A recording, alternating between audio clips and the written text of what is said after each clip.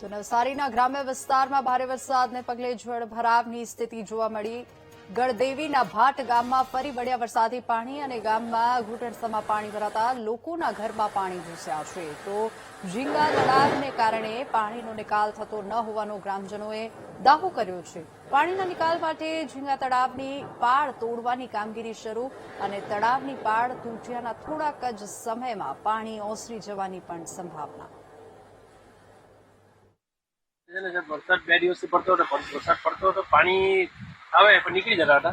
અત્યારે પાણી હાલ 2 દિવસથી પાણી નથી નીકળતા, લોકોના ઘરોમાં પાણી ભરાઈ ગયા છે। કેટલા ઘરો એવા છે?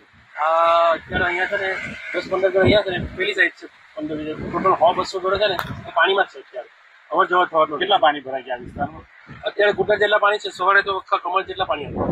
પાણી અત્યારે ઓછા થયા ને, પણ આ ઝીંગાના તળાવો છે ને એ કઈ કાઢે છે, ઝીંગાના તળાવ પણ એના કારણે પાણી જતું નથી, એના કારણે પાણી હજી સુધી ભરાયેલા જ એટલે રજૂઆત કરી ખરી? રજૂઆત કરેલી સાહેબ બધાને, શું જવાબ આવ્યો? કઈ જવાબ આવ્યો નહીં। કોઈ ઝીંગાનો તળાવ કોઈ હજી પીતું નથી, બધા એમને એમ જ છે, બધા નવા ઝીંગાના તળાવ બનતા નવા।